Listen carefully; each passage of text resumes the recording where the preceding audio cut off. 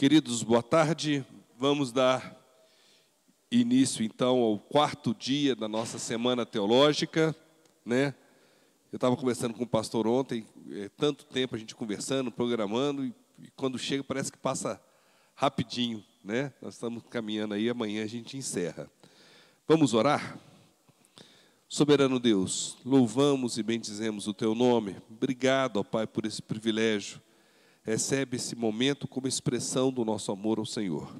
Que o Teu Espírito nos capacite a entender a Tua palavra, que possamos sair daqui mais parecidos com o caráter de Cristo Jesus. Ó Pai, esse é o nosso objetivo.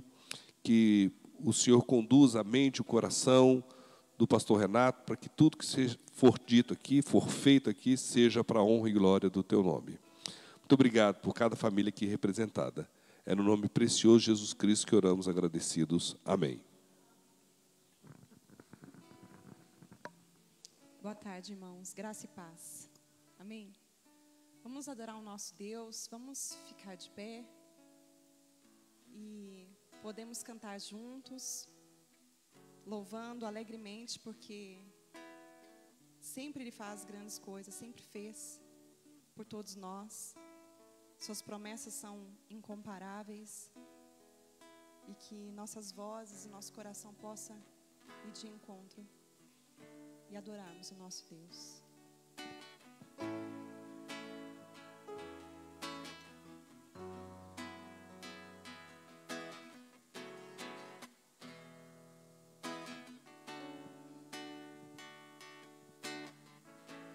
Meu Jesus,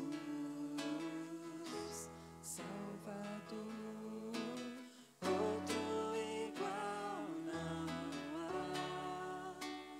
Todos os dias quero louvar as maravilhas de teu amor. Consolo, abrigo, força e refúgio é o Senhor. Com todo o meu ser, com tudo que sou, sempre te adorarei.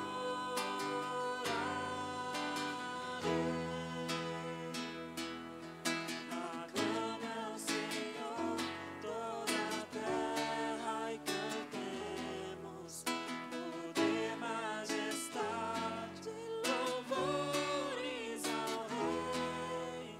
Montanhas se prostrem e ruja os mares ao som de teu nome. Alegre te louvo por teus grandes feitos. Firmado estarei, sempre te amarei.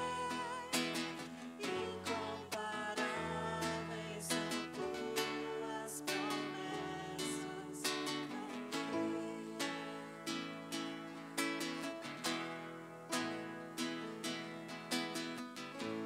Meu Jesus, Salvador, outro igual não há. Todos os dias quero louvar as maravilhas de teu amor. Consolo,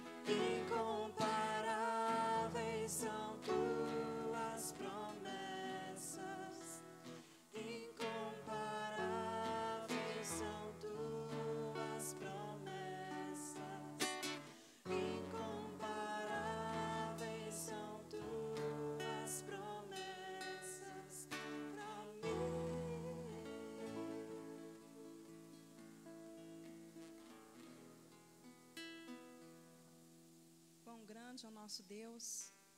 E nós nos maravilhamos quando a gente contempla a sua criação, tudo que Ele criou pelas suas mãos. E faz com que a nossa alma cante mais dEle, olhando e contemplando a sua riqueza. Vamos juntos adorar esse hino, grandioso és tu.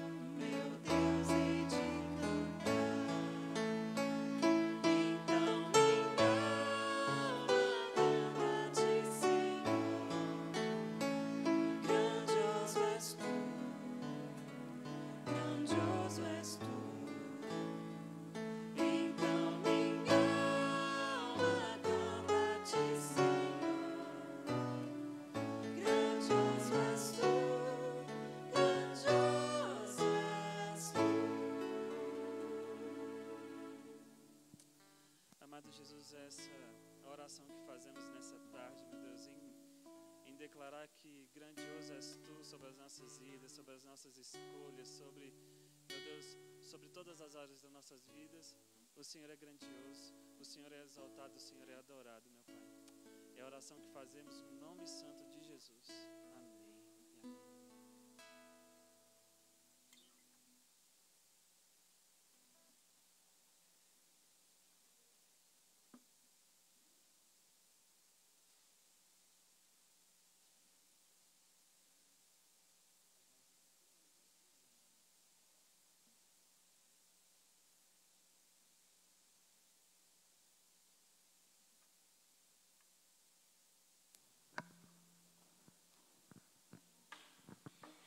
É ótimo estar aqui mais uma vez para continuarmos aqui com a história de Israel.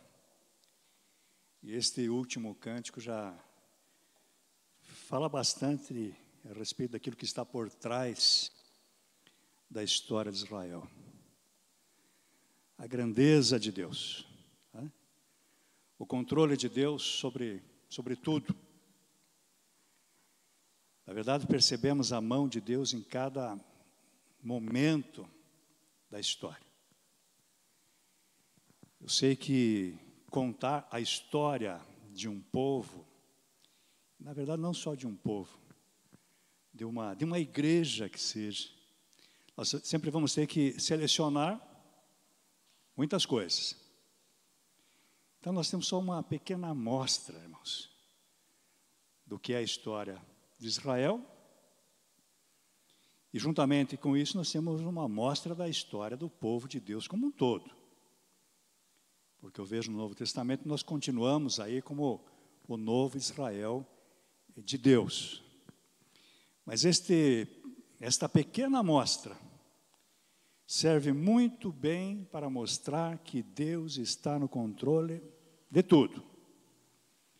Tenho certeza que hoje vai ficar muito claro isso. Tudo está nas mãos de Deus. Não estou dizendo que já está determinado, infalivelmente, porque vemos espaço para as decisões, com certeza. Mas olhamos e vemos que realmente Deus controla todas as coisas. Muitas vezes encontro pessoas meio que desesperadas.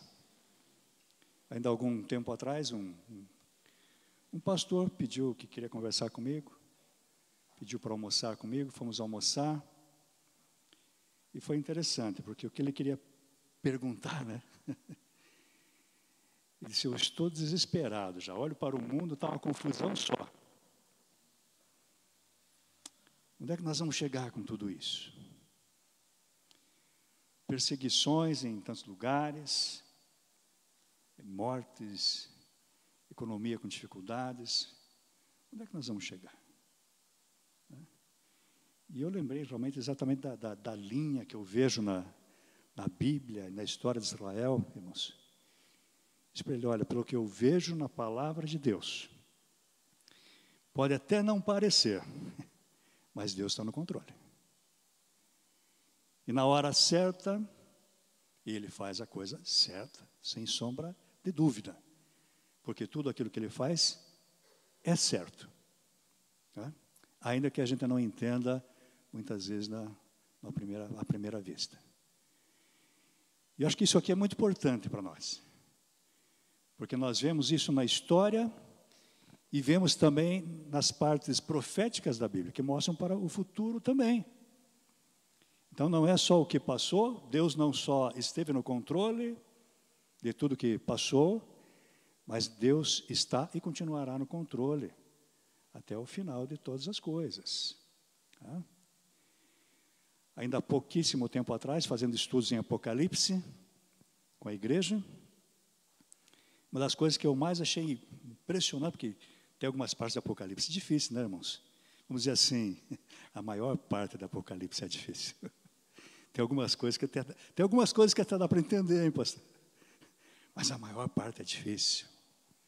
Mas quando olhamos assim o geral e nós vemos aquela perseguição toda e anticristo e tal, mas de repente tem um momento que vai mostrar como que Cristo vence. E a figura que está lá, irmãos, é que ele vence com um sopro da sua boca. E ainda esses dias, conversando com uma pessoa, ela falando do armamento de Coreia do Norte, que já está ficando perigosíssimo, tá? Armamento da China, e eu lembrei exatamente dessa passagem. Tudo isso aí, na hora, quando chegar a hora, tá? Jesus destrói com o quê? Com um sopro da sua boca. Deus é o Deus da história, irmãos. Tá? Do começo e não vai ter fim, na verdade, né? Nós entendemos da Bíblia, não vai ter fim. Porque nós não somos pessoas que esperamos de Cristo só para esta vida, é óbvio. Nós sabemos que vamos continuar.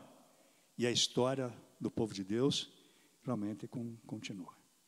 E é maravilhoso olhar as obras de Deus, olhar o mundo que Deus criou e olhar a forma que o mundo vai reagindo também. Como que Deus age. Vamos ver hoje e amanhã uma coisa já de perseguições também, duríssimas. E nem chegamos na época da igreja, né? Estou falando de perseguições ao povo de Israel, como o povo de Deus. Lá no período chamado intertestamentário. E nós não vemos muito sobre isso porque está exatamente como eu estou falando, período intertestamentário. É entre o Antigo e o Novo. Ali tem um período de cerca de 400 anos, e isso é bastante na história. Né? E ali teve muita perseguição realmente. Mas a verdade é que tudo passou. E nós vemos Deus agindo de forma surpreendente, como vemos em toda a história. Né? Nós paramos ontem ali na divisão e fomos até com a divisão, foram para o cativeiro babilônico.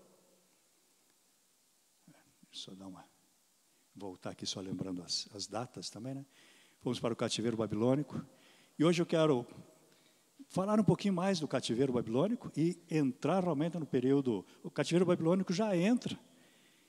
É ali o limiar deste período chamado intertestamentário, que é o que nós não temos na Bíblia.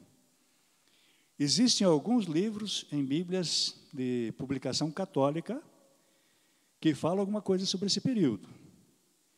Então, quem sabe, né, se alguém quiser ler com muito critério, eu digo na igreja, não tem problema de ler, porque tem o livro de 1 Macabeus, 2 Macabeus, por exemplo, são livros importantes para entendermos a continuidade da história.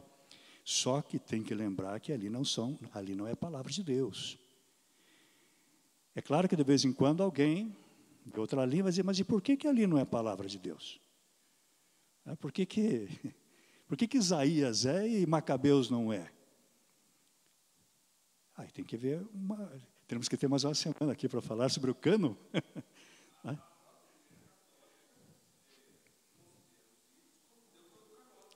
Deuterocanônico. Exatamente. E é claro que quando os irmãos já sabem que eu vim do catolicismo, né? E quando alguém fala assim, eu digo assim, esta Bíblia aí, de origem católica, tem livros a mais. O normal é o de lá dizer assim, não, a tua tem livros a menos. Eu tenho 3 primos padres, nós conversamos, né, irmãos? Tem livros a menos, mas daí nós vamos conversando, vamos mostrar, não, ali tem livros a mais. Porque esse grupo de livros é chamado de deuterocanônicos, realmente. Isso significa segundo cânon. Deutero é segundo. Então não faz parte do cânon. Então o que aconteceu? Quando foi formado o cânon, quando a igreja chegou à conclusão, isso lá no ano 400 depois de Cristo, mais ou menos, estes aqui são os livros canônicos. Esses livros não estavam. E esses livros então vão entrar num segundo cânon. Mas são documentos históricos. São documentos históricos. Né? Mas nunca foi utilizado, por exemplo, pelo grupo de Jesus, como palavra de Deus. A diferença dessas Bíblias é no Antigo Testamento. A nossa Bíblia corresponde ao Antigo Testamento, exatamente a Bíblia que até hoje é usada pelos judeus. Exatamente os mesmos livros. Ordem diferente, mas os mesmos livros. Então, deuterocanônico, segundo cânon, ou seja, em determinado momento, pouquíssimo tempo atrás, chegou-se à conclusão que deveriam incluir aqueles. São bons livros de história, alguma coisa de história, mas teologia não bate. Aí não bate com o Novo Testamento e não bate com outros livros também. Só para os irmãos terem uma ideia, numa ocasião, a minha esposa trabalhava num determinado lugar E uma pessoa veio conversar com ela, tinha falecido uma tia dessa pessoa, e ela disse assim, ora pela minha tia que faleceu. Olha que situação, né? Ela conversou com muito jeito com ela e disse, olha, nós não oramos pela pessoa que faleceu, nós podemos orar, eu vou orar agradecendo pela vida dela, pelo que ela foi, né? Mas não oramos pela pessoa que faleceu, intercedendo por ela, né, irmãos? Porque agora, depois da morte vem o que mesmo? É o juízo, é o julgamento de Deus, não adianta orar mais, né? E ela disse isso. No outro dia ela trouxe um texto de Macabeus, onde tinha uma oração pelos mortos. Então veja que tem, se alguém vai ler, lê com cuidado esses livros aí. Lembram que tem que ler como livro de história, né? E não como palavra de Deus, porque realmente não é. Bom, vemos aqui na pré-história de Israel, relembrando rapidamente, Deus agindo, sem dúvida, né? Temos ali o período patriarcal. Deus chama Abraão, lá da Mesopotâmia. Então veja que é Deus agindo. Então como é que começa essa história de Israel? Deus dizendo para Abraão, sai daqui e vai para lá. E nós estamos vendo aqui a pré-história ainda, como que Deus vai agir. Deus promete algumas coisas para o Abraão, promete um povo a Abraão, que eu disse nesses dias, quando cada um se converte, é mais um descendente de Abraão, descendente da fé. Isso foi então estabelecido pelo próprio Deus. O povo vai para o Egito. Se você olhar com atenção, quem levou o povo para o Egito? Foi o próprio Deus. Quando a família de Jacó chega no Egito, e o José está lá, e eles estão preocupadíssimos, os irmãos de José, porque eles tinham vendido José, né? Agora a coisa vai ficar difícil para mim. E quando morre o pai, então, né? Agora ele vai se vingar. E José diz assim, não foram vocês que me enviaram para cá. Foi Deus. Foi Deus que me enviou para cá, para preparar esta grande salvação que vocês estão vendo agora. Entendeu, irmãos? Então, quem é que controla toda a história? Deus. É isso aí.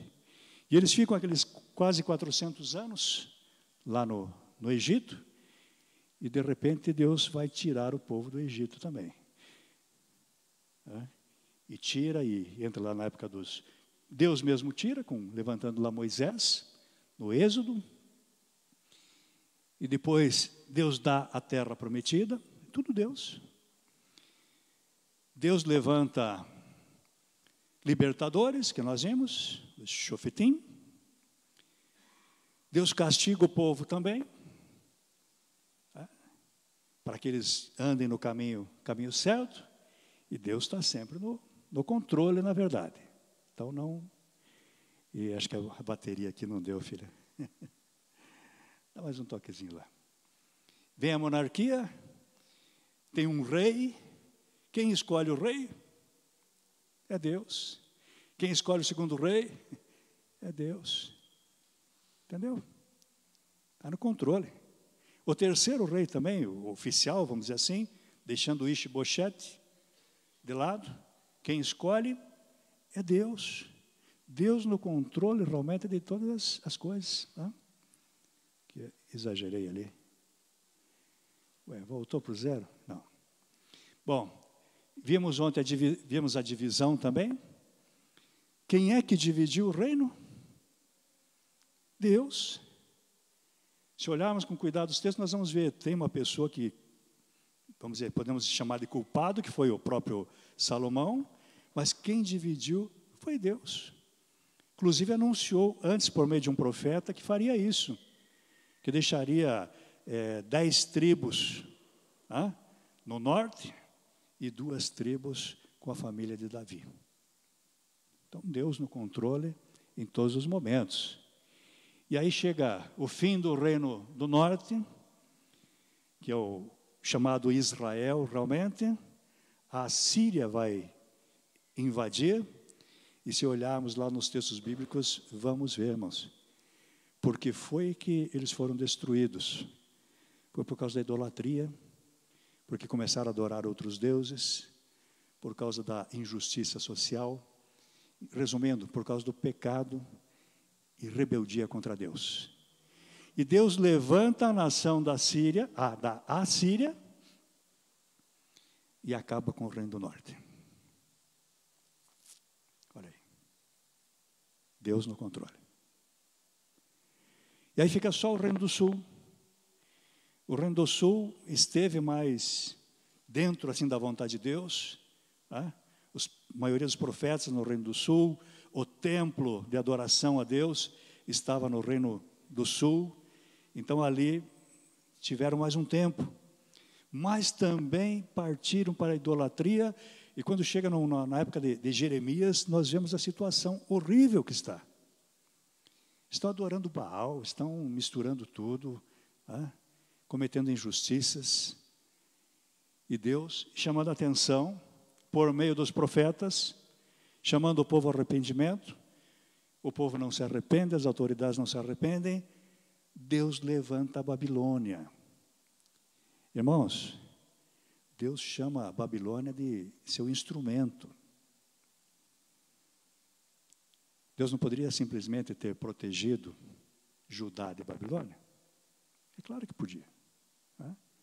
Só que Deus levantou Babilônia para isso. E Babilônia vem.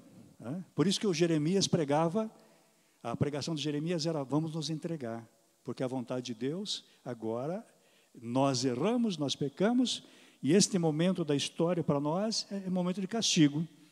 Nós devemos aceitar a correção de Deus e vamos ser servos da Babilônia. E, infelizmente, Jeremias era um pregador do reino de Deus ali em Jerusalém. Mas sempre tinha os falsos profetas também, né? E uma coisa interessante que eu tenho notado nos falsos profetas, irmãos: o falso profeta normalmente é mais ousado do que o profeta. Uma coisa assim incrível. Não que o Jeremias não fosse, né? Não que o Jeremias não fosse. Porque ele estava pronto para dar a vida dele. Mas o falso profeta também é complicado. E tem um caso ali que o Jeremias, Deus manda, então o controle de Deus, Deus manda que Jeremias faça lá algumas cangas. Sabe o que é canga, né? Pôr no pescoço para o animal puxar aí o carro. Judá, com mais alguns países, estavam tramando para sair de debaixo do jugo da Babilônia. E tem uma reunião, então, imagina, né? Uma reunião de países lá em Jerusalém. E estão discutindo como fazer para enfrentar a Babilônia. E Deus diz para Jeremias: faz uma canga para cada um dos representantes lá, leva lá para eles e diz: olha, coloque o pescoço debaixo do jugo do rei da Babilônia. Esta é a mensagem. Essa é a mensagem, irmão. Eu fico imaginando a cena, fico imaginando assim alguns tronos. Isso aqui ou é praça pública ou na frente do palácio. E esses reis, representantes e príncipes e toda a liderança da nação ali, e de repente chega o profeta Jeremias, né? com um presente para os visitantes. Olha o que aconteceu, irmãos. Presente para os visitantes. E ele dá essa palavra, se levanta um falso profeta. Se levanta, vai lá, pega a canga e quebra na frente de todo mundo. Dramático, né? Dramático. Quebra. E ele diz: assim diz o Senhor: quebrei o jugo do rei da Babilônia. E o povo deve ter gritado: aleluia, viva. É isso mesmo, irmãos. É isso mesmo. Tá? Só que era falso. E o do Jeremias era verdadeiro. Era de Deus. E o Jeremias vai, não sei em que momento depois, né? E ele faz um jugo de ferro. E ele volta lá, né? E ele volta lá. Certamente já tinha passado um tempo, os representantes foram embora, né? Mas ele volta lá com um jugo de ferro. E ele diz, coloquei jugo de ferro sobre vocês. Irmãos, olha que coisa, né? E ele faz uma profecia ainda. Ele profetiza, e o fulano lá que profetizou, dentro de 2 anos, os que estão no cativeiro vão voltar. E eu entrei aqui exatamente para mostrar isso, que o cativeiro foi em partes. Eles já estavam no cativeiro, só que não tinha sido a destruição total. Quando acontece isso, tem gente no cativeiro. E o falso profeta diz, quebrei o jugo do rei da Babilônia, em 2 anos os cativos voltam. E o Jeremias também disse, sabe o que o Jeremias disse? Assim seja, amém. Só que não é o que vai acontecer, não é isso que Deus está dizendo. E ele dá um sinal, e você morre esse ano. E o falso profeta morreu naquele ano. Acho que poucos meses depois, morre o falso profeta. Pois mesmo assim, o povo continua ainda sem acreditar na mensagem do Jeremias. E eu creio que quando os portões foram arrebentados e os soldados da Babilônia entraram, e o rei e sua comitiva começaram a fugir pelos fundos da cidade, por alguma saída secreta tentaram fugir e foram caçados nos campos, foram pegos, né? Acho que ainda eles não estavam acreditando na mensagem de Jeremias. Porque parecia que tinha como sair, tinha como fugir. Né? Mas a verdade é que não tinha. Por quê? Porque Deus tinha determinado. E quando Deus diz que vai fazer, vai fazer. E vão para a Babilônia, ficam lá um bom tempo lá na Babilônia, e eu já adiantei um pouquinho ontem, e disse, não foi de todo mal. O castigo de Deus também é para correção. Aqui foi correção nesse momento. Né? É claro que aqueles que morreram, mas que correção? Morreu, né? Morreu muita gente. Mas quem foi lá para o cativeiro, primeiro leva um baque. Porque eles vão chegar na Babilônia, eles vão ver que existem cidades muito maiores que Jerusalém. Alguns achavam que Jerusalém era o centro do mundo. E na religiosidade deles, eles achavam também que ninguém entraria em Jerusalém, porque dentro de Jerusalém tinha vamos dizer assim, um amuleto enorme. Sabe o que era o amuleto? O templo de Jerusalém. E eles diziam, o Jeremias diz, né? O povo dizia, templo de Jerusalém, templo de Jerusalém, templo de Jerusalém é este. Ou seja, aqui é a casa de Deus, aqui ninguém entra não. Mas só que não viviam segundo a vontade de Deus. Então não adianta crer em Deus de forma supersticiosa não, irmãos. Deus não é amuleto, como eles acharam que era. Né? Eles pensavam assim. E são levados para o cativeiro, chegam lá, provavelmente alguns perderam a fé. A fé já era, né? A fé dessa natureza que eu estou dizendo, confiando no templo, mas agindo conforme queria agir, de alguns. Mas certamente outros tiveram uma visão muito maior de Deus. Porque perceberam que Deus realmente não é Deus só de Israel, irmãos. Deus é Deus do universo. Eles tinham aquela visão de Deus é o Deus da terra de Israel, e agora começam a perceber, Deus também está aqui. E Deus levanta profetas aqui, porque Deus está aqui também. Deus levanta profeta onde quiser. Levantou Ezequiel. Levantou Ezequiel. E eles tiveram uma vida, então, eu diria assim, razoável. O grande problema do cativeiro babilônico não era que eles estavam lá apanhando como escravos. Infelizmente, muitas vezes as pessoas na igreja pensam assim. Porque lá no Egito foi escravidão pura, né? Foi escravidão. Na Babilônia é diferente, irmãos.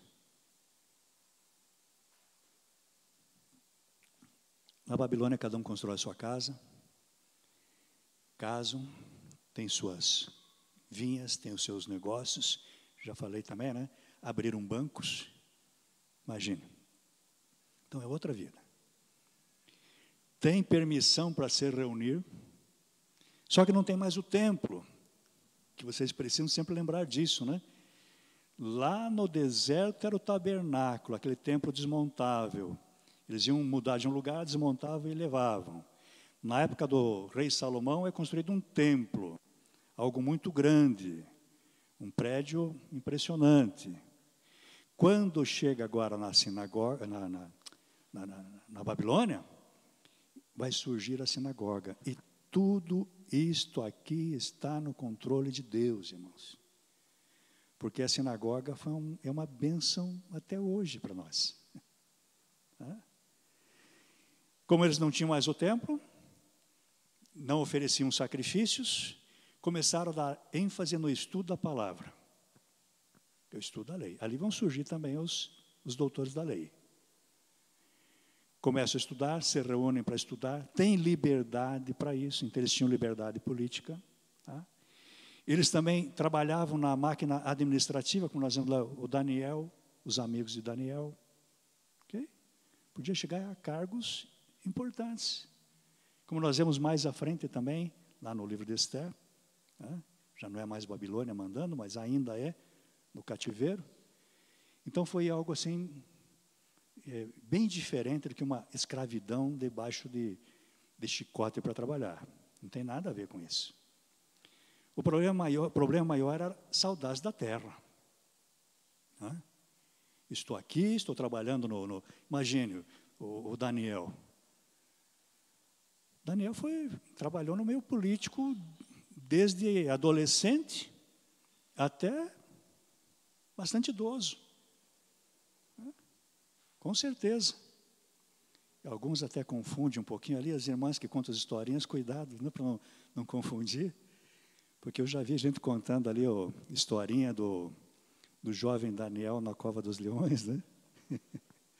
Então, cuidado, que é porque a gente não percebe o tempo que ele envelhece. É a questão da história. Tá?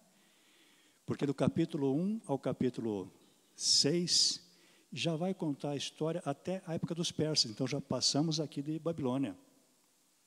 A cova dos leões é na época dos persas. Então, Daniel já está com mais de 80, o jovem Daniel está com mais de 80 anos aqui, irmãos. Os brincalhões até dizem assim que os leões não comeram, porque a carne era dura mesmo. Mas aí já é demais, né?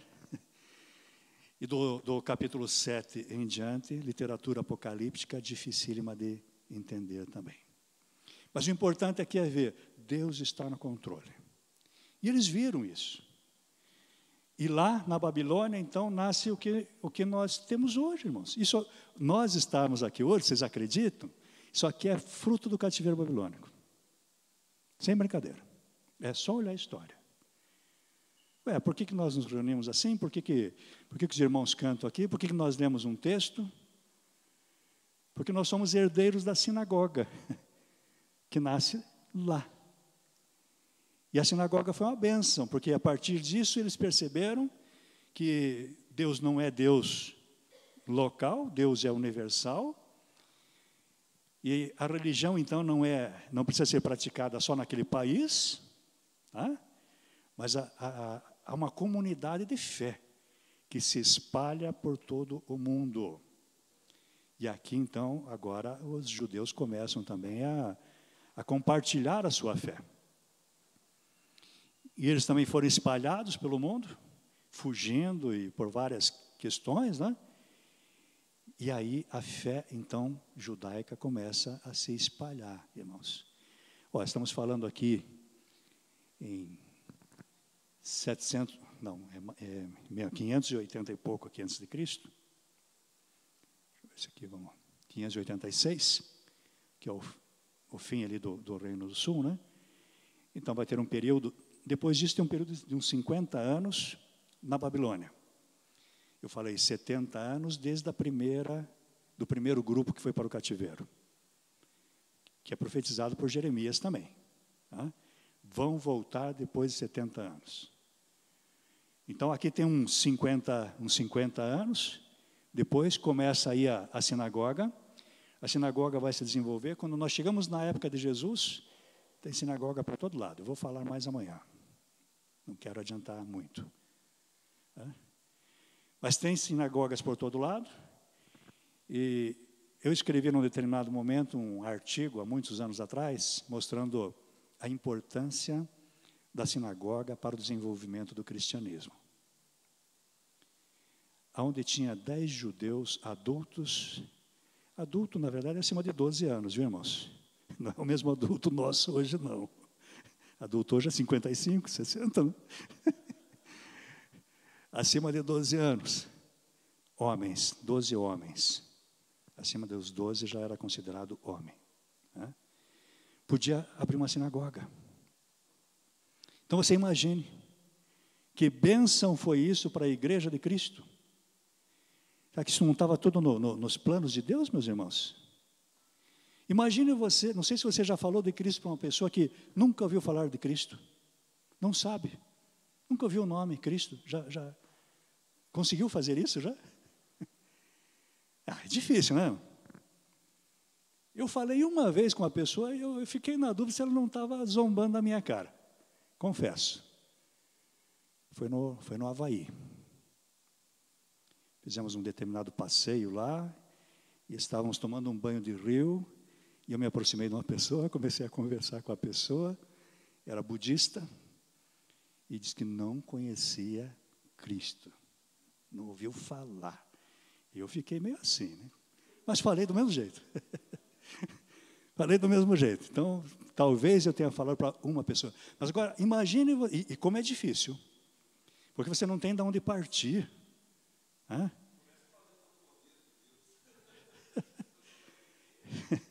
É difícil demais.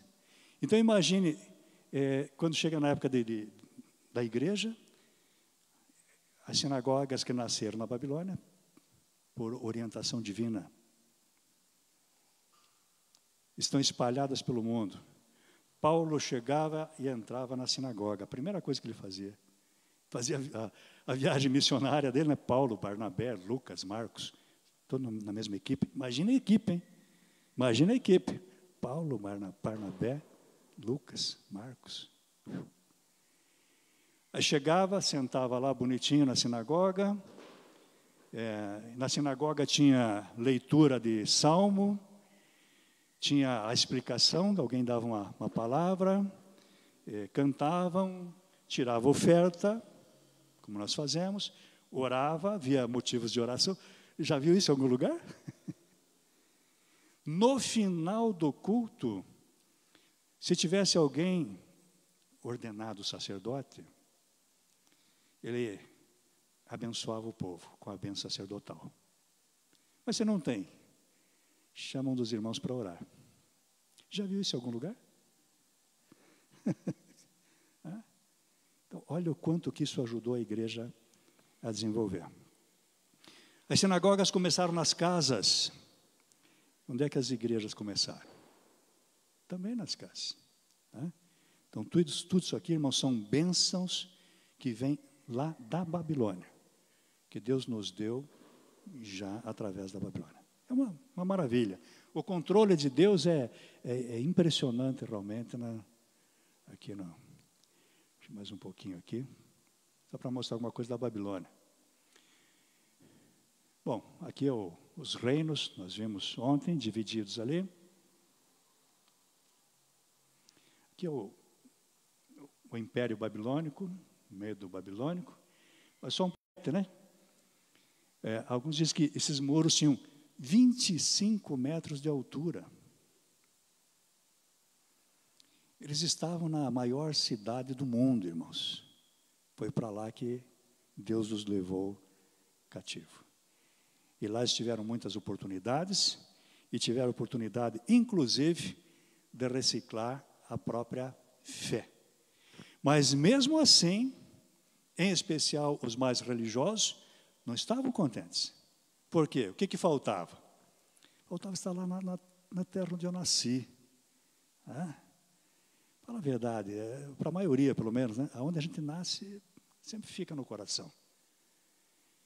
E tinha esse desejo de voltar. Bom, mas tinha uma promessa de Deus também que voltariam. Jeremias já tinha dito, dentro de 70 anos. O período de castigo é 70 anos. Se você contar desde da última leva, vai dar 50. Se contar desde a primeira, vai dar mais ou menos 70. Nós falamos também aqui do número simbólico, não precisa ser exatinho, 70. 70 é o tempo determinado por Deus, mas deu realmente mais ou menos 70 desde a primeira leva. E aí eu acho muito interessante, irmãos, porque estamos falando da potência mundial daquela época. Ninguém podia com esse povo. Mas começaram brigas internas. Esse império aqui era para ter durado centenas de anos, irmãos, se eles fossem unidos. Mas começam a brigar internamente e vai estar, veja aqui, uns 50 anos depois desse auge, né? E já estão sendo derrotados por outra nação. Só que é o seguinte, ninguém esperava mais que o povo pudesse voltar. E eu acho incrível isso. E já começou com Jeremias, porque o Jeremias vinha pregando lá sempre, olha, nós vamos para a Babilônia, nós vamos para a Babilônia. Coitado do profeta, né, irmãos? Nós vamos para a Babilônia. Quem é que quer ouvir uma mensagem dessa? Eles queriam ouvir, Deus vai nos livrar da Babilônia. Mas ele pregava, nós vamos para a Babilônia, se entregue. Não adianta lutar, gente. Imagina o que os generais pensavam, né? Os generais ficavam doidos. Eu tentando incentivar o povo aqui para resistir, esse homem fica dizendo, não adianta lutar. Assim que eles são invadidos e são levados, ele começa a pregar de forma diferente. Ele diz, Deus vai trazer de volta a Babilônia. É mole? Só que agora ninguém acreditava mais, né? Ninguém acreditava. Né? E não é só o Jeremias. Porque de repente chega num momento em que eles estão sem esperança nenhuma. E se você conhece um pouco dessa história, você vai entender o texto. E tem um profeta lá na Babilônia, chamado Ezequiel. Está lá no capítulo 37 de Ezequiel. Se quiser dar uma olhada rapidinho aí, pode dar.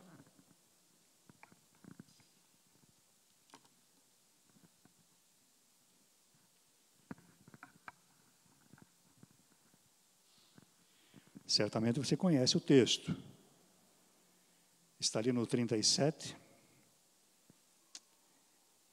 É a visão do Vale dos Ossos Secos. Isso aqui é a previsão do retorno da Babilônia. Então, também não são todos os acontecimentos que estão acontecendo, está tudo, né? Deus quis que acontecesse assim, assim. Tem a nossa parte, com certeza. Mas essas que são previstas, não tem dúvida nenhuma. Porque ali no 37 começa a dizer assim, a mão do Senhor veio sobre mim, ele me levou pelo Espírito do Senhor a um vale cheio de ossos. E me fez andar de um lado para o outro, e vi o número deles no vale, era grande e estavam muito secos. E ele me perguntou, filho do homem, estes ossos poderão reviver? Respondi, Senhor Deus, tu sabes. Fala a verdade.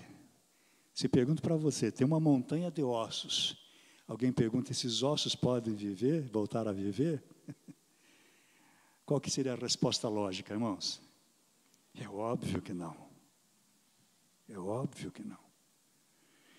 Os judeus até esperavam para enterrar alguém, irmãos, esperavam 3 dias. Eles achavam que o espírito da pessoa ainda estava por perto e em 3 dias poderia acontecer de voltar. Né? Eu acho que foi por isso que Jesus esperou 4 dias para ressuscitar o Lázaro. Para que ninguém tivesse dúvida. Já estava cheirando mal, né? Já estava cheirando mal. Mas aqui não está cheirando mal, aqui são ossos. São ossos.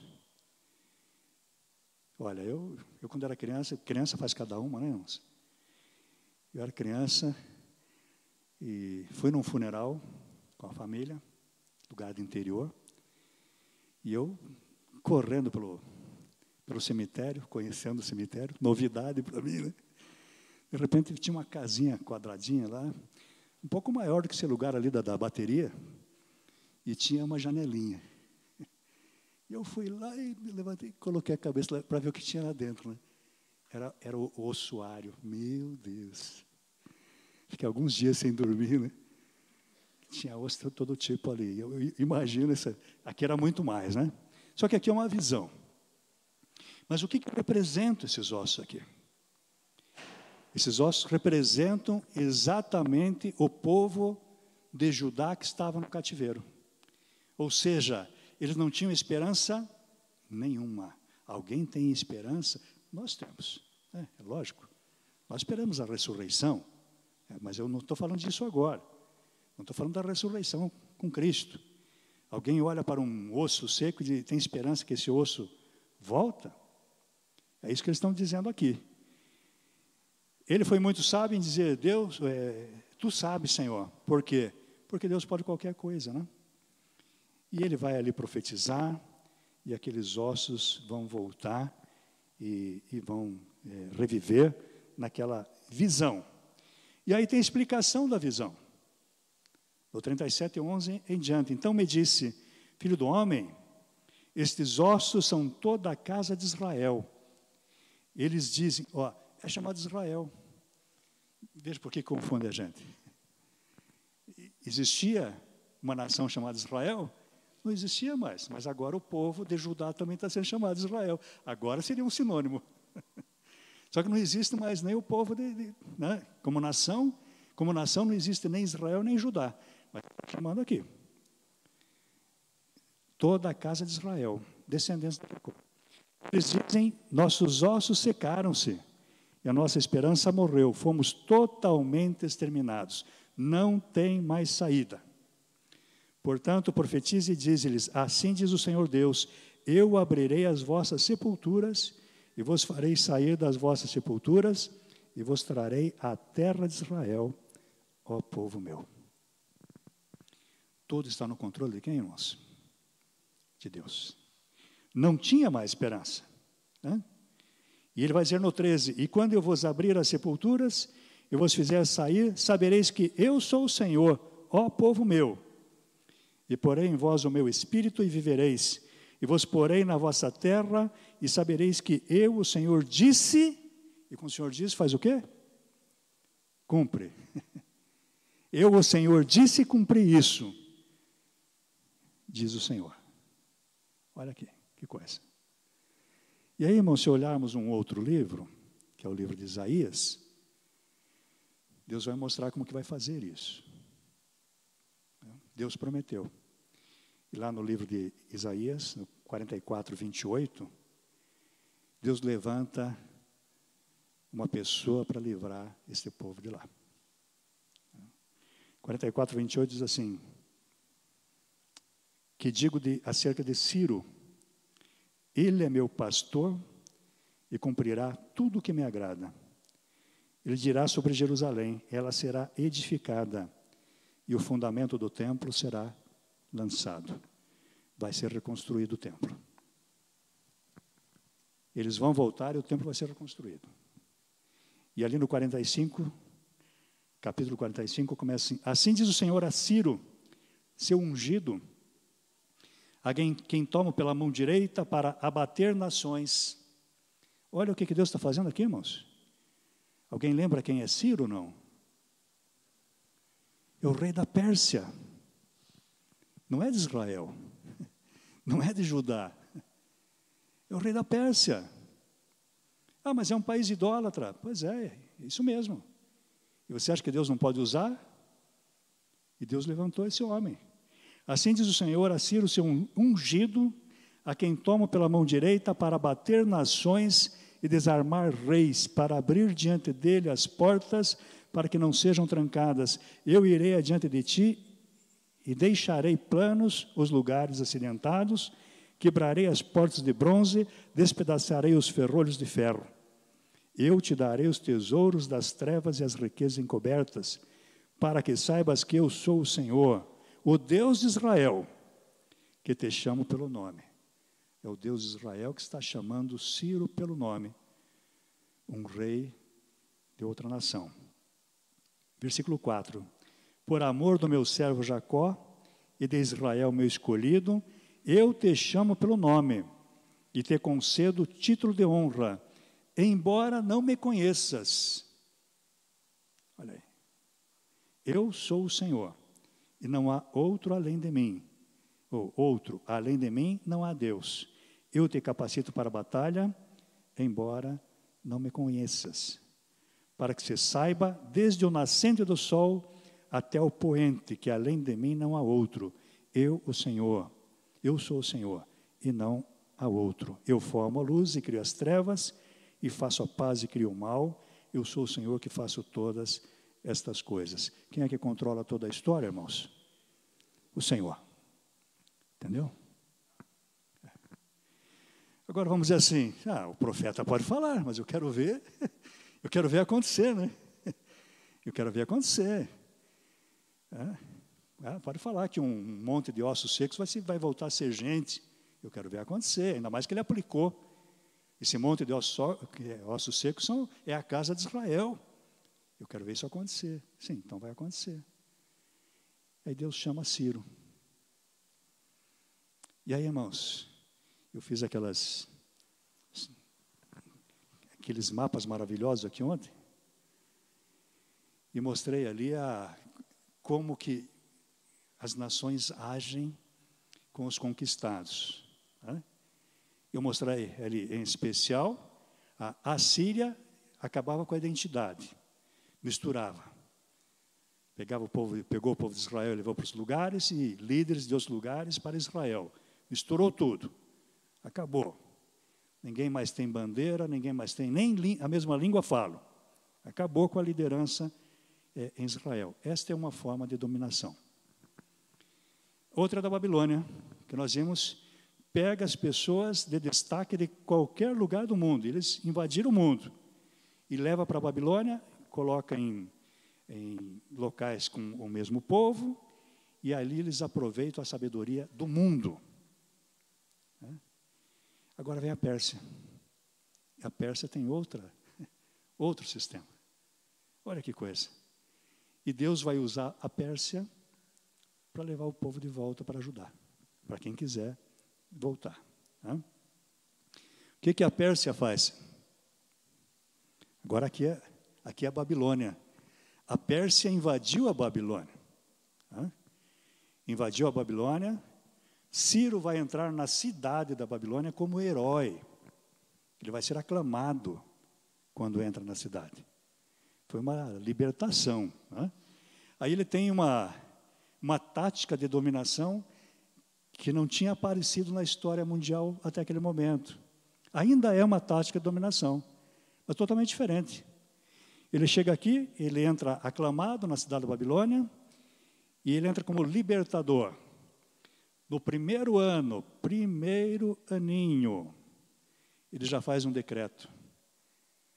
Não é só para ajudar, todos os povos que quiserem voltar para as suas terras, podem voltar. Todos. E aí nós temos o decreto especial para ajudar, nós temos na Bíblia. Mas tem outros decretos para outras nações também. Então, olha o que ele faz, irmãos. É a tática de dominação dele.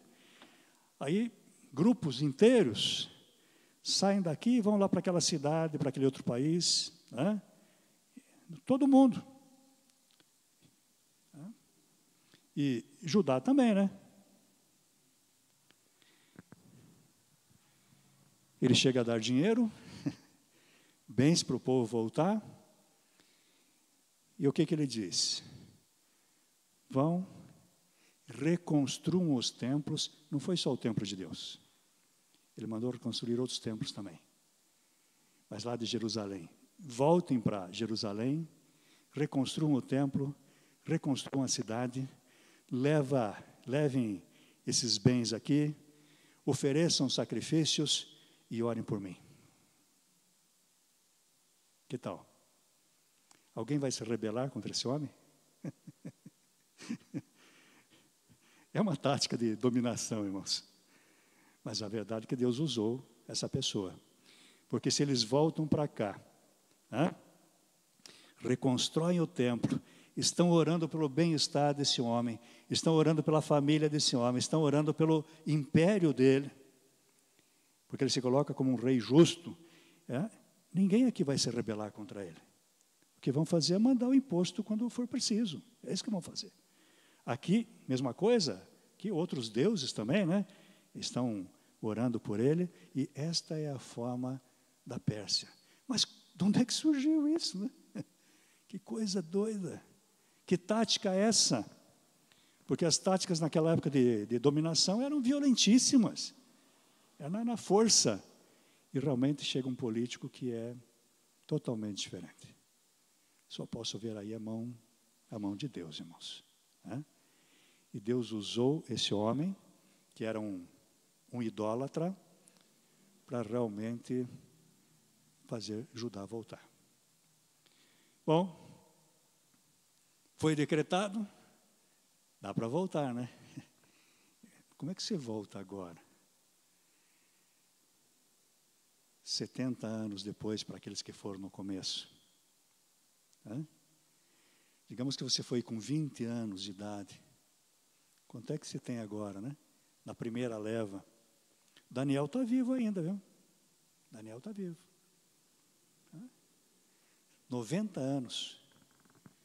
Vai fazer uma viagem de retorno. Não era primeira classe naquela época, não, irmãos.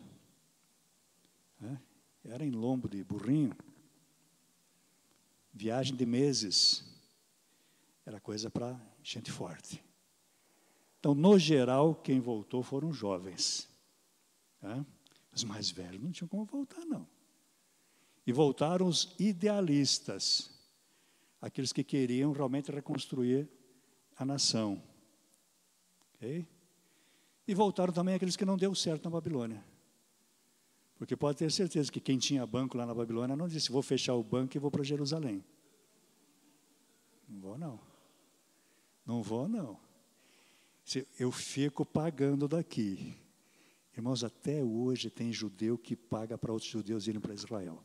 Você acredita? Tem muita gente. Estados Unidos tem mais judeus do que em Israel. Sabia disso? Tem mais judeus nos Estados Unidos do que em Israel. E muitos realmente sustentam pessoas lá em Israel. Mas ir lá também não quero. Morar lá eu não quero. Está melhor aqui. Me parece que aconteceu algo parecido, né? Então, voltam, depois de todo esse tempo, e porque Deus realmente os trouxe de volta. É muito interessante. Não foi uma revolução.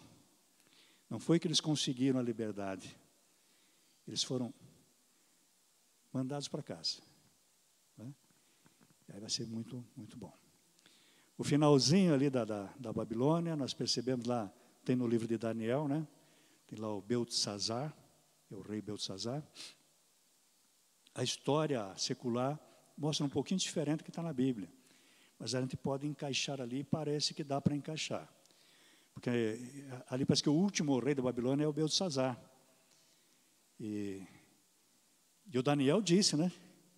Quando ele tem aquela visão lá daquela mão que escreve como é que é? Mene, Mene, Tekel, Ufarsim. Mene, Mene, Tekel, Ufarsim. São medidas ali. Medidas.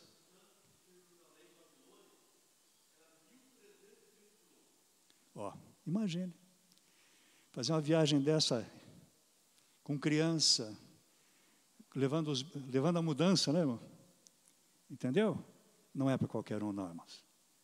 Poucos fizeram. Os perigos da viagem também. Bom, isso nós lemos em Esdras, Neemias, nós vemos isso. O Neemias foi muito corajoso e teve vergonha de pedir para o rei proteção. Foi o Neemias, agora estou na dúvida se foi o Neemias ou foi o Neemias, né? E ele foi, então, com o grupo dele só. Porque ele disse, a mão do Senhor está comigo. Aí ele ficou com vergonha de dizer, mas me manda uns soldados aí de guarda-costa, se a mão do Senhor está comigo. Então tem essa volta aqui. O Nabonido, o Beltesazar, irmãos, ao que parece, era filho de um rei chamado Nabonido. Isso a história conta. E quando o Daniel previu ali o fim, naquela mesma noite, o Beltsazar é morto. Naquela noite, Babilônia é invadida e o rei Beltsazar é morto. E conta a história que o pai dele não foi morto, que o rei, de fato, seria Nabonido.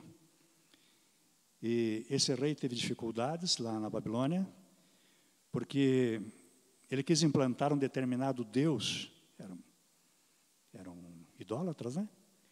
Ele quis implantar aí, ou dar uma ênfase muito grande na deusa Lua, e pegou problemas lá com os adoradores de Marduk.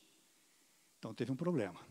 Aí ele saiu, deixou o Beltsazar comandando, e ele foi para outras cidades. Ele era estudioso, estudava arqueologia, era arqueólogo naquela época. Imagine, não é coisa nova.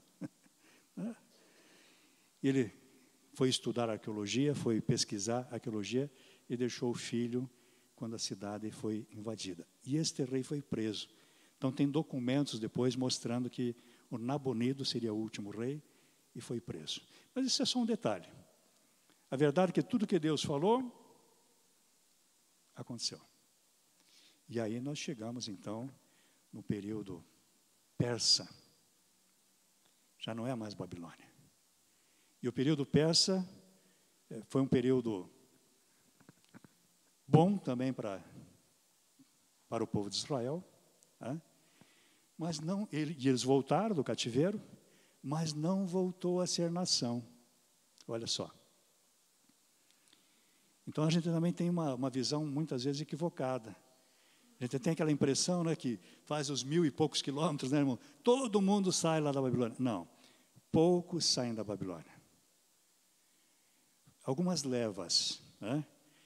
Vem um grupo, depois de 50 anos vem mais um grupo, não é todo mundo, não, é pouca gente. Vem um grupo com o tal de Zorobabel, já no começo. O Zorobabel, ao que parece, ele não voltou da Babilônia. Ao que parece, foi pela primeira vez em Jerusalém. Zorobabel já é um nome babilônico. Zorobabel significa semente da Babilônia. Parece que ele nasceu na Babilônia. Ele é da família de Davi. Olha, o povo já deve ter ficado animado também, né?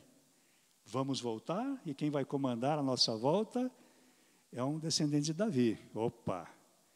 O Messias começa a ser visto aqui, irmãos, não tem dúvida. Vamos voltar a ser nação independente e tal. Só que não acontece isso. Eles voltam, mas não são nação independente. Eles estavam como uma província da Babilônia e agora eles vão ser província da Pérsia. Eu sei que o pastor tem trabalhado aqui com Esdras e Neemias, pastor, os dois. Então, nesse período, nós vamos ver ali, por exemplo, Neemias. Ele pede, né? Eu acho interessantíssimo Neemias, porque ele pede, ele está já no período persa. Mas ele está trabalhando no palácio do rei persa. Agora estamos falando do império espetacular, irmãos. O império que venceu os medos e persas unidos, venceram a Babilônia e se tornaram donos do mundo. É uma coisa assim fantástica. Tá? E ele está lá em Suzã, trabalhando junto com o rei. E aí muitas vezes a gente vê ali, ele era copeiro mor. Ele só era o garçom lá do rei. Não é bem assim. Ele é o homem de confiança do rei. No Antigo Testamento, outros reis também tinham. E parece que o Davi também tinha. Alguém que tem um título. O título é o seguinte: amigo do rei. É aquela pessoa íntima do rei. Então, o rei vai comer, ele prova a comida antes, para ver se não está envenenado. O rei está dormindo, quem pode entrar no quarto é ele. Ninguém mais. Então, é alguém assim muito, muito chegado ao rei. Eu diria assim, irmãos, em alguns casos, esta pessoa funciona, na verdade, como um primeiro-ministro. Então, não é qualquer um. Ele pede para ir para ajudar. Só que agora já se passaram vários anos.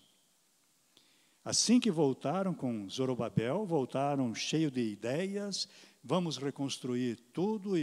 Só que se passaram 18 anos e o templo estava do mesmo jeito. 18 anos, irmãos. Tá? Eles vão começar a reconstruir o templo lá em 520, com a pregação de Ageu e Zacarias. Mas demoraram muito para fazer isso. E quando nós chegamos na época de Esdras, né? Daí, Esdras e Neemias são contemporâneos. O livro de Esdras nos engana um pouco, porque Zorobabel é quem volta. Mas quando chega lá no capítulo, acho que é o capítulo 6 de Esdras, tem um período entre o 6 e o 7. Deixa eu só conferir se é o 6 e o 7 mesmo.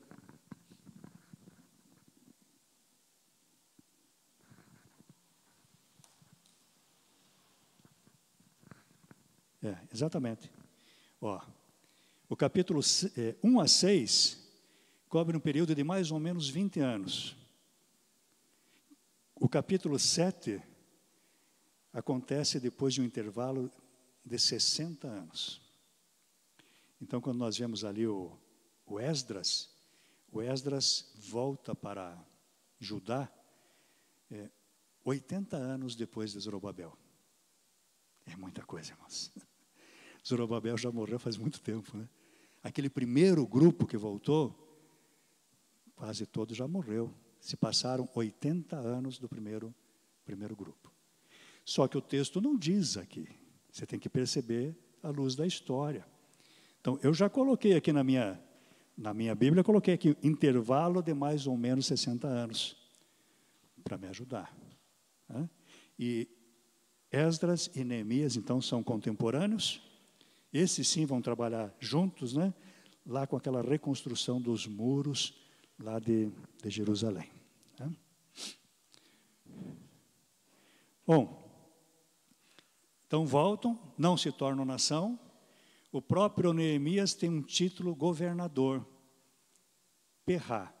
Este título que ele tem não é nem hebraico, este título é persa.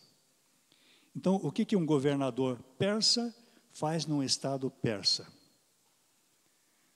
Cuida dos interesses do rei persa. Por isso que o rei deixou que ele fosse lá. Mas ele pediu para ir lá.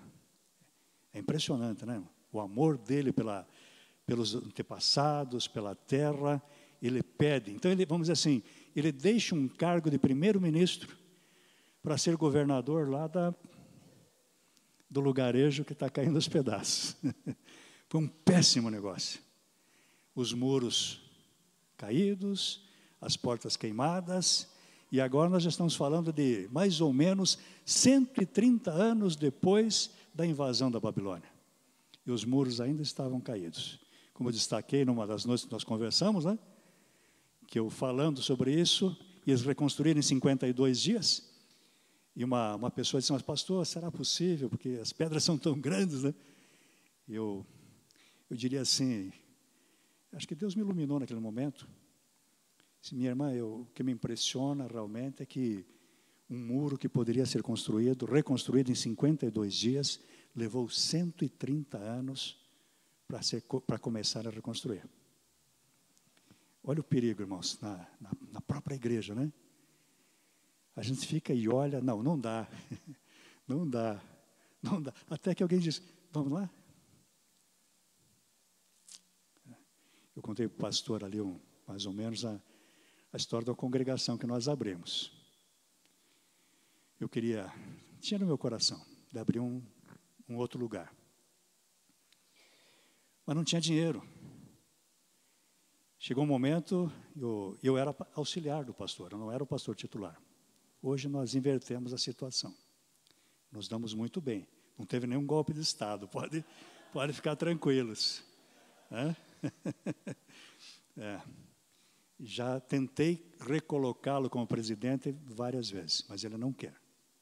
Ele disse, eu prefiro ser teu auxiliar do que ser presidente.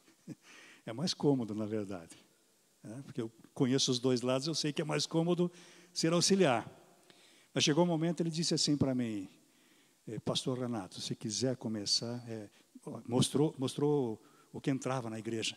Entra tanto e sai tanto. É isso aqui, ó. Nosso orçamento é este. Não tem nada em caixa. Igreja pequena, igreja pobre, irmãos. Quer começar? A campanha comece. Eu disse, vamos começar. Chamei um grupo de homens, começamos a orar por isso, começamos imediatamente a procurar terreno. Teve gente que me disse assim, pastor, eu achei que você tinha ficado louco. No final de todas as contas, me disseram isso, irmãos. Começamos a procurar, fomos, e achavam terreno, e diziam, Senhor, aqui seria tão bom, né? Esse lugar é tão bom para pôr uma igreja e tal, se o Senhor nos der.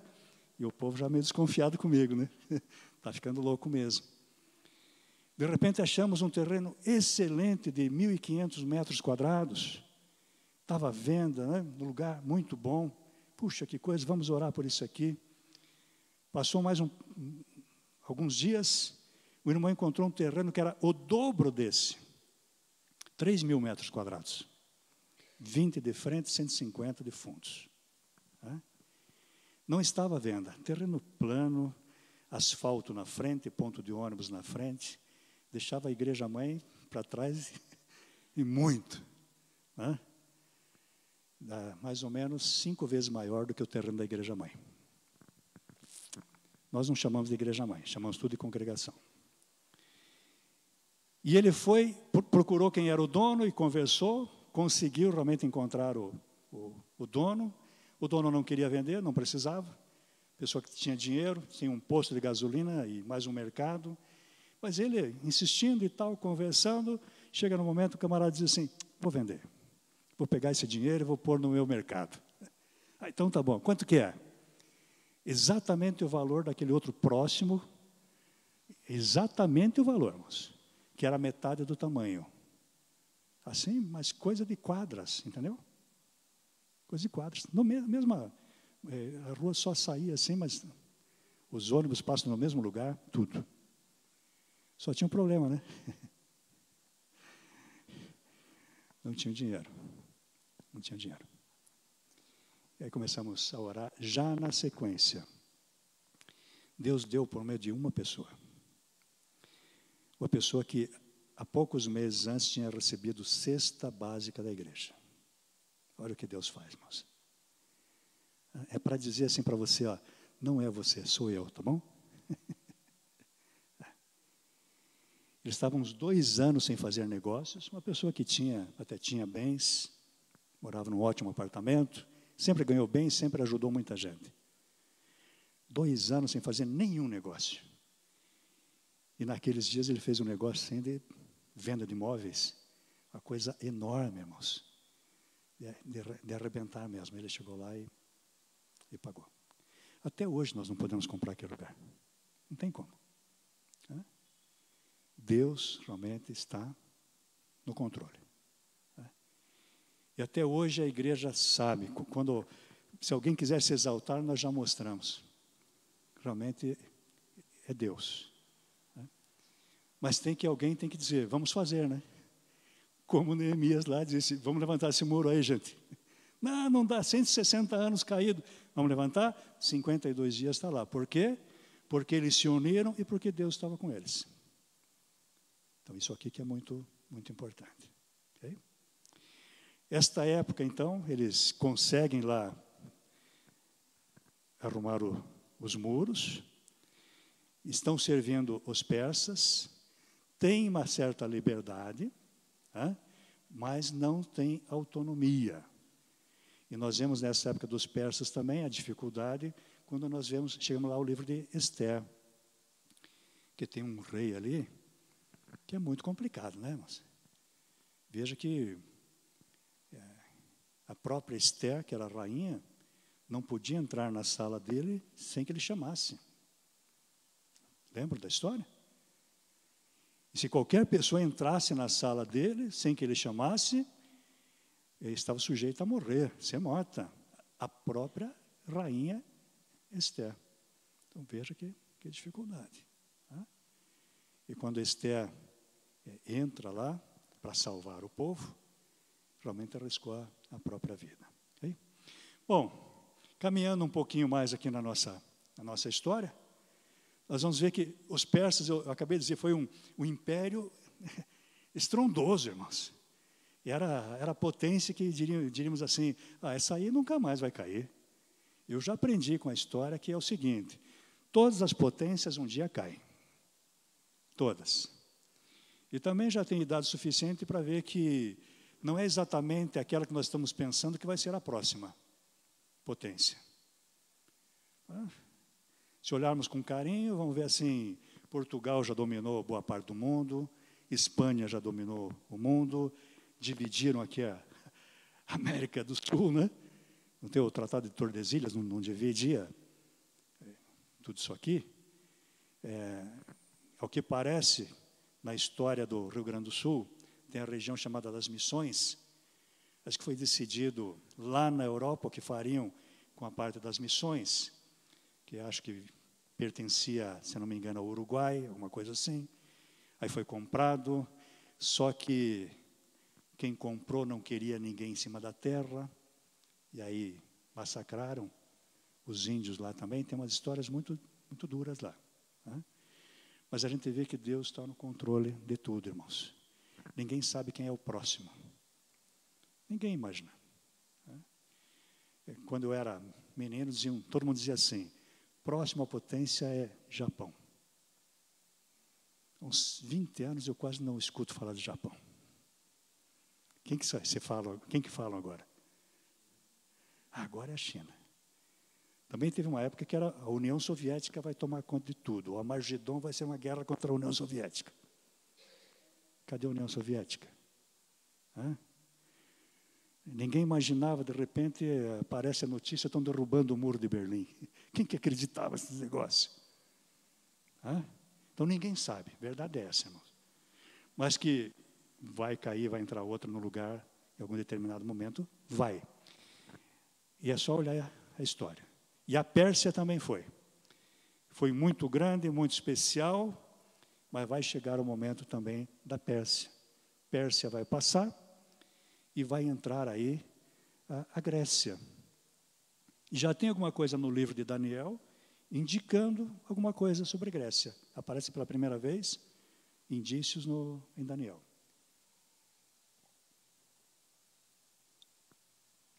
E aí surge um conquistador. Alguém lembra do nome do grande conquistador grego? Não. Alexandre o Grande, né? Será que era grande mesmo, né? Quando a gente vê as armaduras da Idade Média, tudo desse tamanho, né? E ele está tão antes, né? Mas era Alexandre o Grande. Assume o exército no lugar do pai dele foi assassinado. Assume o exército no lugar do pai dele aos 18 anos de idade. São outros tempos, né, irmãos? 18 anos. Ele já era muito culto. Ele não foi para a escola normal, vamos dizer, né? O instrutor dele era Aristóteles. Certamente todos já ouviram falar em Aristóteles. Foi o instrutor dele. Ele, aos 18, assume aí a Grécia e começa a conquistar o mundo. E o Alexandre tem algo especial. Cada povo, irmãos, tem uma maneira especial, como eu estou mostrando para vocês aqui. A forma de dominação. Eu acho que a mais parecida com o que acontece hoje, no meu entender, é a visão de Alexandre. Hoje o que está sendo ganho, irmãos, é o coração das pessoas. Essa guerra de informação ou de desinformação, é venda de ideias. Você domina lá a escola tal e você forma o pessoal no futuro nessa linha aqui. O que tem mais parecido na história que eu vejo é Alexandre o Grande.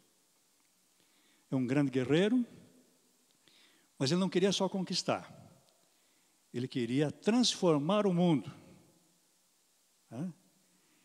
Ele queria helenizar o mundo, ou seja, transformar o mundo pela cultura grega.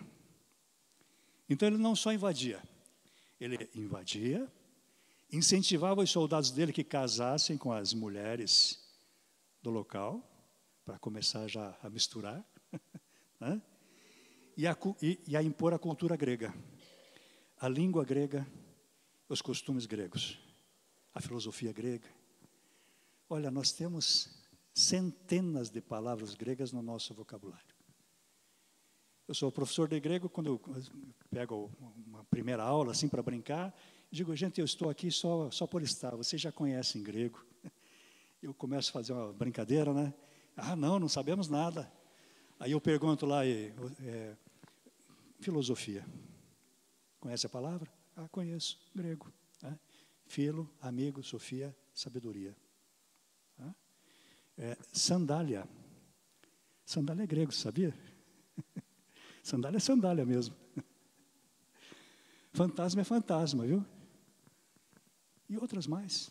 São dezenas. Como é que é? Oto, rino, laringo e logia. Tudo grego. Orelha, nariz, garganta, estudo. Tudo grego. Em todo lugar achamos palavras gregas. Até hoje. Por quê? Por causa da filosofia lá do Alexandre o Grande. De helenizar o mundo. As Olimpíadas estão aí, né? Onde é que você acha que vem? É de lá. Então ele invadia, e assim que ele invadia, ele tentava transformar a cultura. Cultura, a língua, as roupas. As Olimpíadas, já entrava, o esporte já entrava também. O sonho dele era esse. E ele fez tudo isso em apenas 10 anos ou um pouquinho mais. 15 anos no máximo. 15 anos no máximo. Alguns dizem que ele teve a mesma idade de Cristo, né? 33 anos. E ele revolucionou o mundo também. Agora, imagina a influência disso para o povo lá de Judá. A dificuldade. Porque ele também vai invadir lá. Mas é interessante que Deus protegeu Judá, irmãos. É incrível. Vai ter muita perseguição depois do Alexandre o Grande. Mas o Alexandre teve um relacionamento excelente com Judá. Então, eles estão vindo e eles vão atacar mesmo o Egito, mas vão passar por Judá, porque Judá é corredor. E quando eles estão vindo, o sumo sacerdote tem um sonho. Assim conta a história. A gente não sabe se não tem muita lenda no meio agora aí.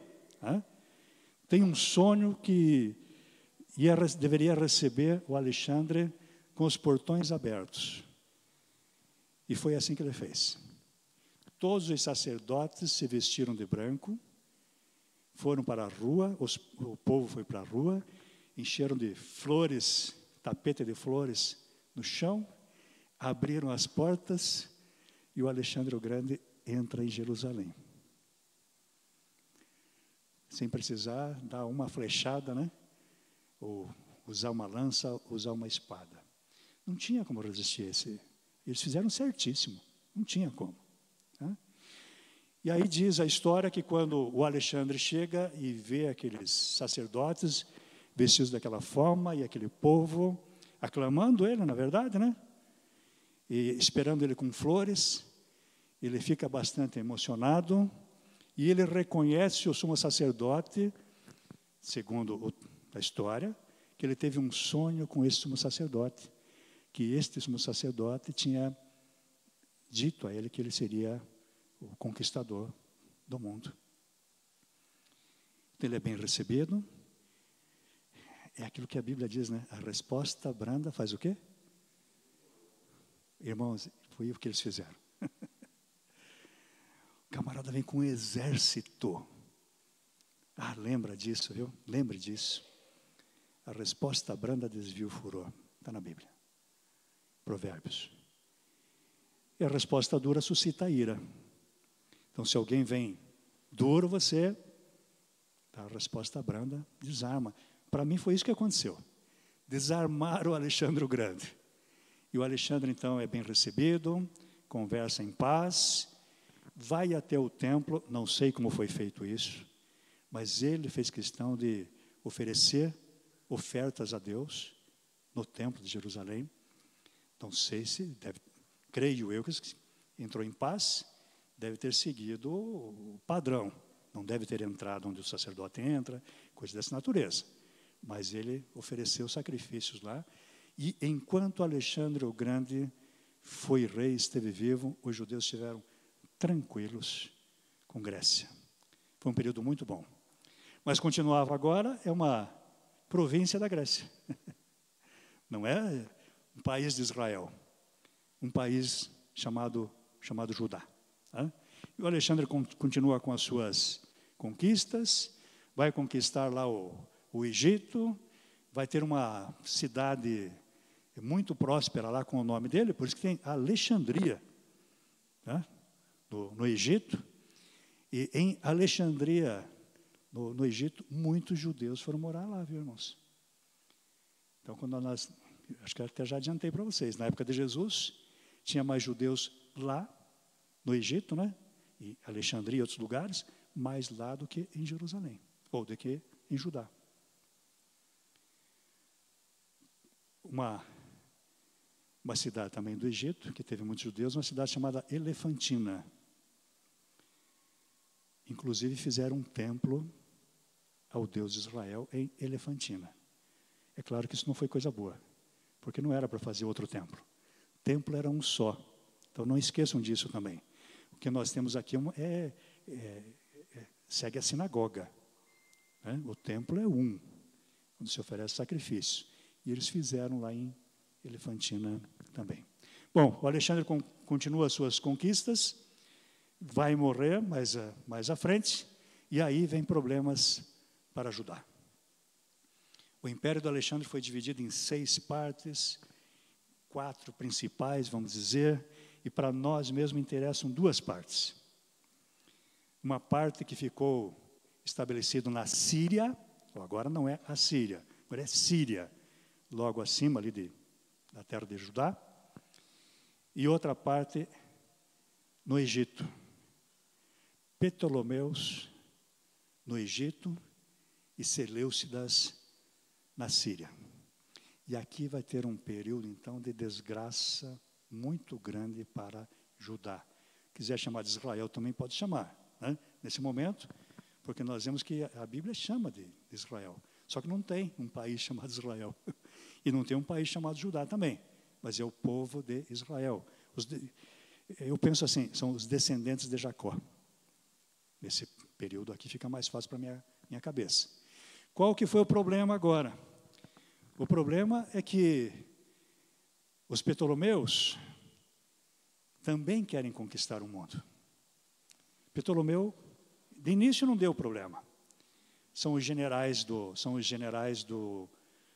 Alexandre, e não deu muito problema. Mas quando eles começam a ter os sucessores, aí começa a complicar, porque eles querem conquistar.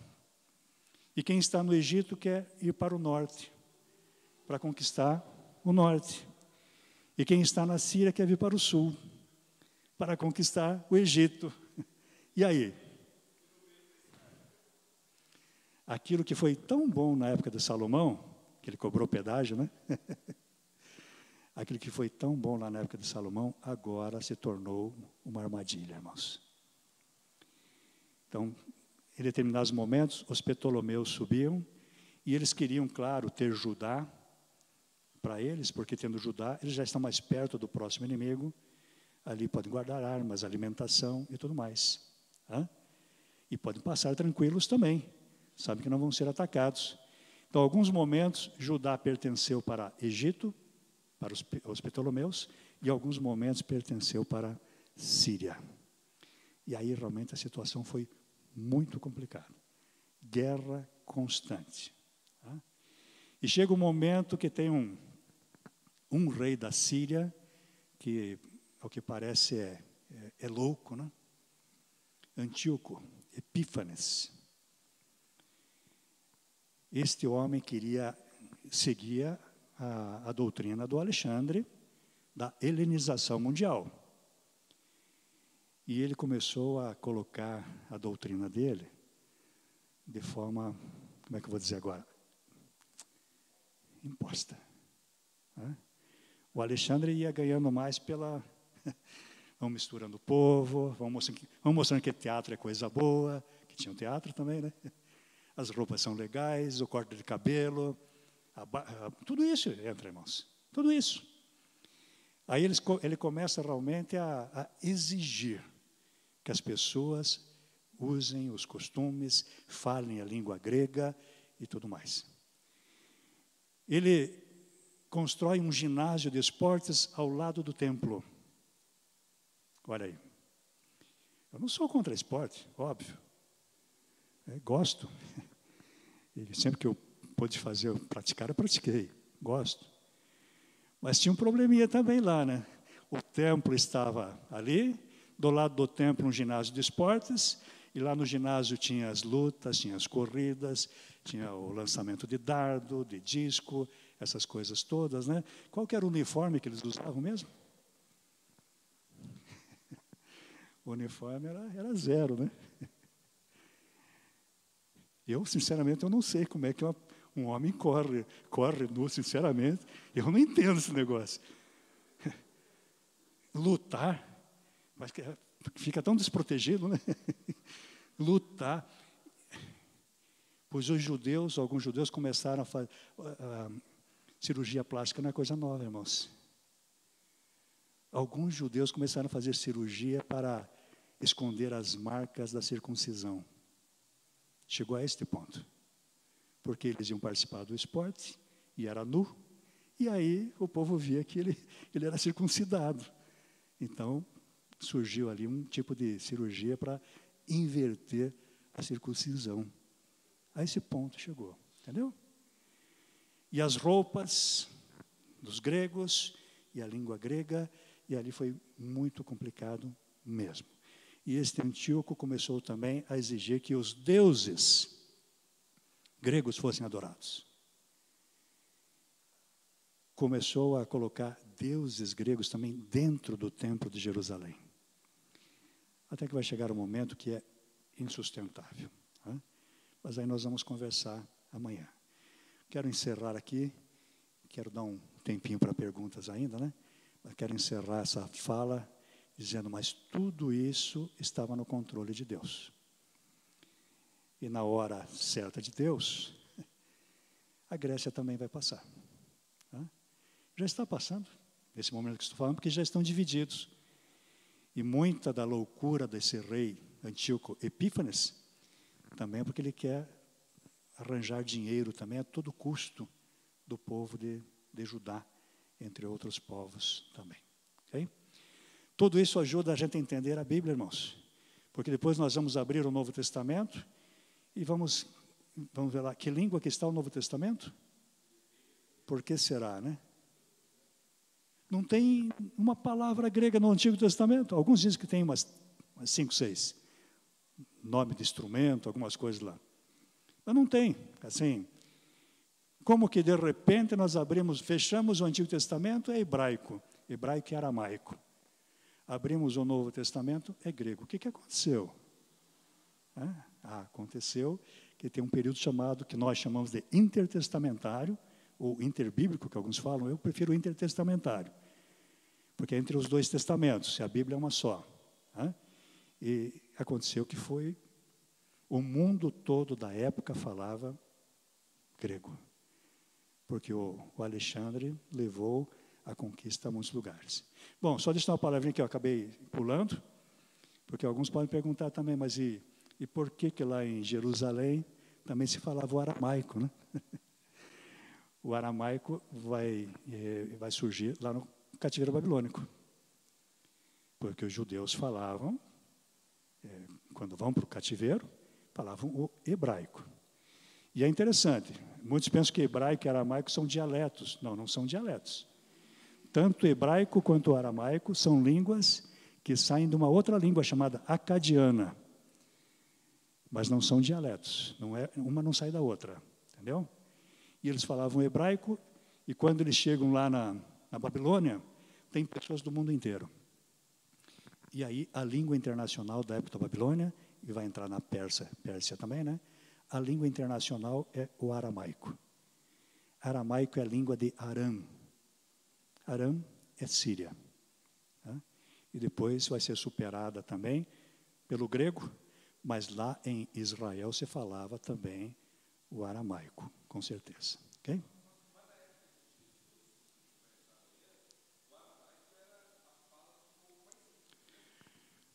Eu diria do povo em geral, pastor, em especial, vamos dizer assim, em especial ali em Jerusalém, né? Mas o povo em geral. Mas também se fala... Aqui tem uma coisa bem interessante, porque às vezes a gente pensa, os discípulos eram tão simples, né? Mas um Pedrão lá, vamos dizer, né? Mas o Pedrão falava o aramaico, conhecia o hebraico com certeza por causa da sinagoga, que na sinagoga era o hebraico. Provavelmente conhecia o latim, porque eles estão ali no Mar da Galileia, era lugar de exportação de peixes para Roma. Né? E provavelmente ainda a língua grega. Né? Então, eles não eram tão simples como a gente pensa muitas vezes. Né? Eu estive lá onde dizem que é a casa do Pedro, não sei se é verdade, se aquela é a casa dele, eu queria morar naquela casa. Na frente do Mar da Galileia, daquele jeito, aquela água transparente, coisa mais linda lá, queria morar lá. O Pedro era o Pedro morava na praia, gente. Muito bem, tem alguma pergunta, irmãos?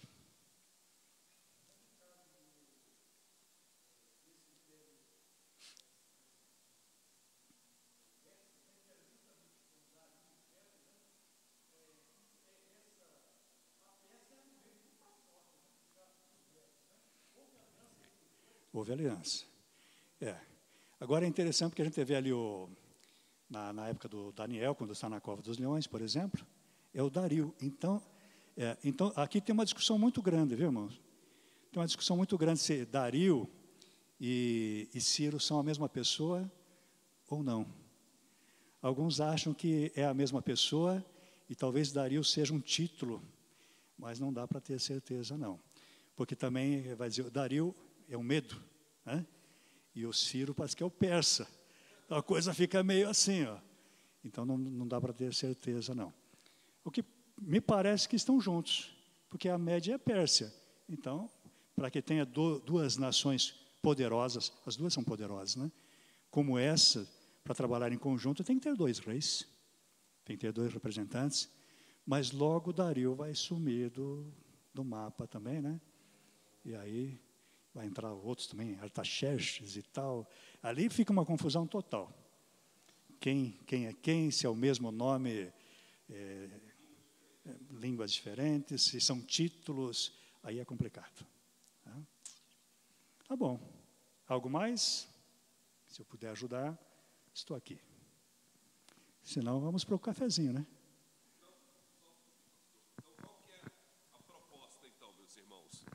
Agora a gente vai fazer um café com mais calma, diferente dos outros dias, né? A mesa está posta, e você tem a oportunidade de não deixar o pastor comer, né?